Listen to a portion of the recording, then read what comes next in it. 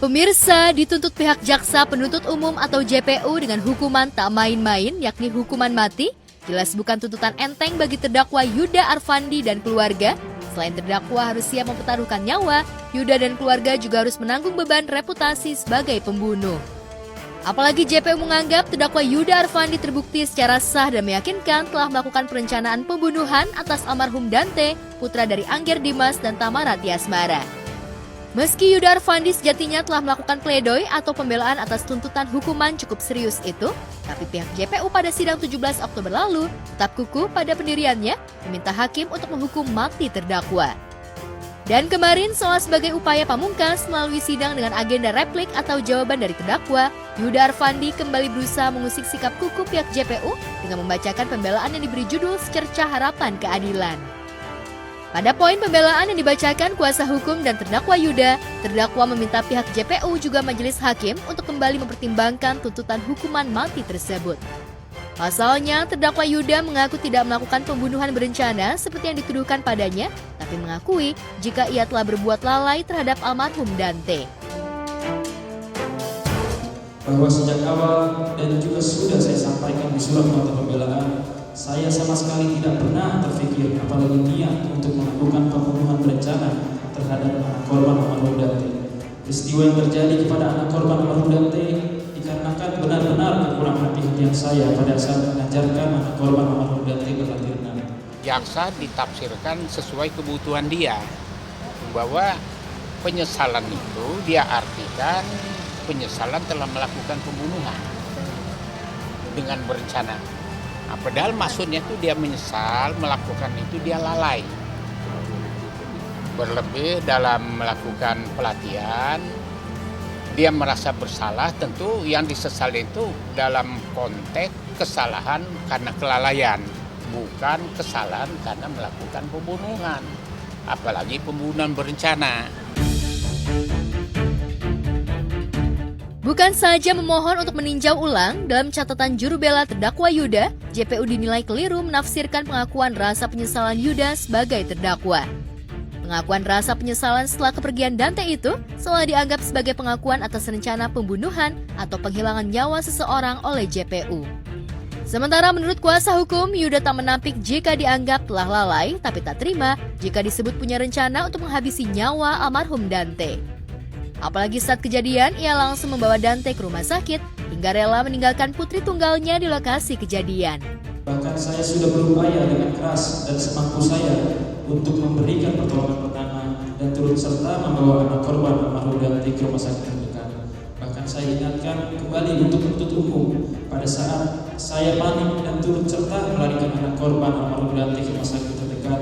Saya sampai lupa terhadap putri kandung saya yang saat itu masih berada di area kolam renang tempat kejadian. Jadi bagaimana mungkin saya selaku orang tua tunggal mampu atau sanggup melakukan perbuatan yang keji ini dengan membunuh seorang anak di hadapan putri kandung saya sendiri. Bahkan pembunuh profesional pun tidak akan mampu melakukan hal ini. Searching CCTV, ya kan, dikatakan bahwa itulah niatnya untuk melakukan pembunuhan berencana. Itu juga kan bisa multitafsir untuk merekayasa atau mengelabui orang. Rumahnya kan 2 lantai, suruh mainan lari dorong ke bawah kan jatuh, kan lebih mantap lagi untuk pengelabuan. Kenapa harus dilakukan di tempat yang sulit? Kalau alasan jaksa sebagai pengelabuan, seolah-olah berenang, akan lebih mudah di rumah kan? Dia bukan orang yang bodoh, anak muda yang progresif, yang punya masa depan yang cerah, nggak mungkin dia akan melakukan itu. Ya, sebelumnya pihak JPU memang tetap kukuh pada tuntutan yang sudah dibacakannya sejak Kamis 23 September 2024 lalu, karena JPU merasa hakul yakin jika perbuatan Yuda telah memenuhi semua unsur dalam dakwaan primer. Dengan berpatokan pada pasal 340 KUHP, Yuda dinyatakan JPU secara sah dan meyakinkan bersalah melakukan tindak pidana dengan sengaja merampas nyawa orang lain. Tapi Yuda membantah tuntutan JPU tersebut. Bahkan pihak Yuda Arfandi menuding jika tuntutan JPU hanya berdasarkan imajinatif, mengesampingkan keterangan saksi ahli telematika Abimanyu terkait rekaman CCTV di lokasi kejadian.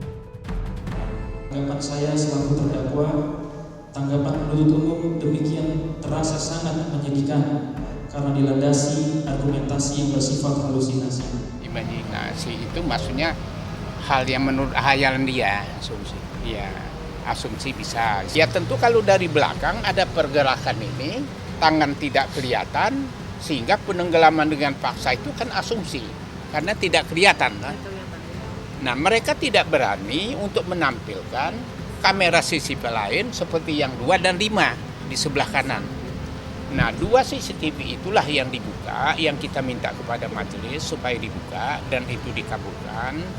Dan oleh ahli telematika Abimanyu sudah dilihat karena dialah yang bisa baca. Kan? Nah, dari informasi yang dia lihat bahwa yang dilihat gambar itu, rekaman itu tidak ada penghalang yang jelas ya. Karena dia dari samping dua-dua. Nah, di situ dia lihat bahwa penenggelaman itu tidak ada suatu paksaan. Ya namanya latihan pernapasan tentu ditenggelamkan ya.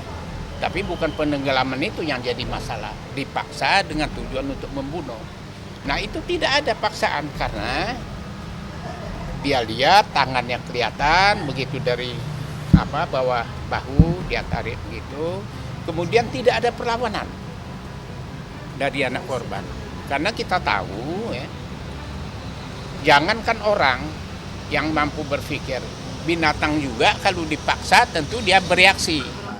Saya lihat ternyata ada banyak kamera-kamera lain. Ya. Selain kamera yang banyak ada beredar di publik, itu ya adalah selalu yang kelihatan dari punggung, itu kamera nomor 14. Nah, selain itu total sebetulnya ada 15 kamera. Ya, ada 16 kabel tapi satu kamera mati, ada 15 kamera yang memantau area tersebut, kamera CCTV yang memantau, di mana 3 diantaranya justru memantau kejadian ini. Yaitu yang satu adalah yang kelihatan banyak di TV-TV, yaitu mengenai yang dari punggung. Yang satu lagi adalah dari sisi parkiran atas. Jadi motor-motor itu parkirnya di atas. Di situ ada juga kamera yang memantau ke arah lokasi. Benar-benar jelas sampai saat kejadian yang kemudian yang paling saat yang terakhir di situ. Itu kelihatan kamera ini tetapi tidak pernah dianalisa, tidak pernah diungkapkan. Bahkan oleh saksi manapun dan kemudian orang yang dibilang ahli manapun, itu kamera ini tidak pernah diungkapkan. Ditemui awak media usai menghadiri persidangan, keluarga korban mengungkap perasaannya usai mendengar pembelaan dari Yuda Arfandi. Pihak keluarga hanya berharap putusan hakim nanti memenuhi rasa keadilan bagi keluarga korban. Bahkan nyawa dibalas dengan nyawa. Apalagi korban merupakan impian dan harapan masa depan bagi keluarga. Di kami kehilangan nyawa seorang anak yang benar-benar kami sayangi. Impian kami, harapan kami bagi seorang ibu yang ingin melihat anaknya besar nantinya dan mempunyai cita-cita, itu tidak akan terjadi dan tidak akan terlihat. Tidak semua perbuatan seorang pelaku yang mengakibatkan matinya orang lain itu pembunuhan.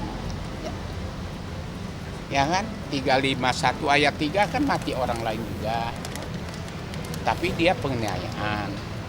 Ada lagi pencurian dengan kekerasan, mati juga orang ayat 3. Jadi tidak serta-merta perbuatan seorang pelaku yang mengakibatkan matinya orang lain itu adalah pembunuhan. Entah apakah tuntutan JPU sudah tepat atau pembelaan Yuda dirasa masuk akal, nasib terdakwa tinggal berada di palu majelis hakim. Ya kita tunggu keputusan dari hakim aja ya Mbak. Semuanya kita minta terbaik ya, terbaik untuk Dante, nyawa dibayar nyawa. Tidak kita menuntut hanya adil untuk Yuda, tetapi adil juga bagi anak korban. Ya. Artinya apa? Kita terapkan hukum yang benar sesuai dengan fakta hukum yang digali di persidangan.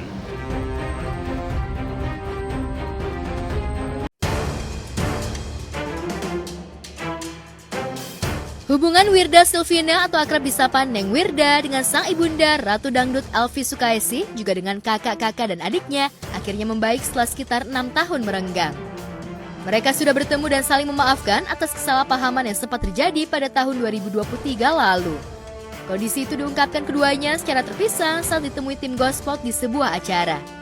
Lantas, apa yang membuat keduanya kembali akur dan kumpul sebagai keluarga yang utuh? Karena itu lebih lengkap lagi, karena udah nggak bisa berkata-kata gitu. Begitu aku datang udah langsung yang, udah langsung yang gitu. Jadi udah langsung yang disambut yang udah, jadi udah nggak ada gimana-gimana. Cuma kita sama-sama saling memaafkan, benar-benar pure memang saling memaafkan. Udah nggak ada lagi yang namanya menyinggung yang lalu apa segala macam, enggak. Iya, memang lama ya. Kebetulan dia datang pertama, terus habis itu udah oke nih Wirda mau datang. Udah semuanya spontanitas.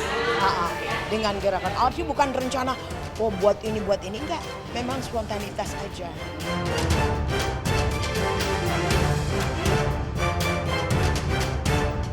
Pertemuan Elvi dengan Wirda dan anggota keluarga yang lain diwarnai momen haru serta isak tangis. Mereka sepakat untuk saling memaafkan atas kesalahpahaman yang pernah terjadi.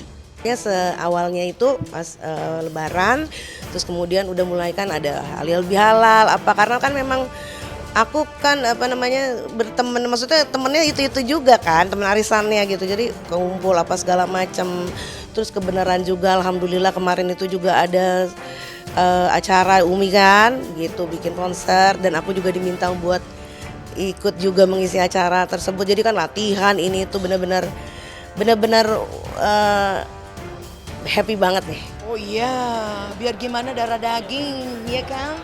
Nah sekarang saya ngerasain dengan adanya tambahan Wirda di dalam keluarga kita, aku tambah bersyukur, Allah senang. Ada hikmah yang bisa dipetik Wirda dari konflik yang terjadi tanpa saling menyalahkan dan merasa paling benar sendiri. Lantas benarkah berkonflik dengan keluarga sempat membuat hatinya hancur? Dari masalah tersebut kita belajar, segala sesuatu tuh kita belajar. Ada hikmah di balik semuanya. Kita bisa saling mengerti, bisa saling tahu, oh gue salah di sini, oh aku salahnya di sini, oh kemarin begini, oh begini. Jadi kita udah saling tahu tanpa harus kamu begini, nggak ada begitu sama sekali. Alhamdulillah nggak ada gitu kan. Memang the best, itu yang namanya keluarga tuh emang nomor satu banget gitu loh. Jadi kalau kita udah sama-sama, ya Allah rasanya ya kayaknya bahagia banget gitu. Ada, ya. Jadi kita selalu, ayo kita mau kesini gitu. Gimana mau ikut apa enggak gitu. Jangan lupa izin.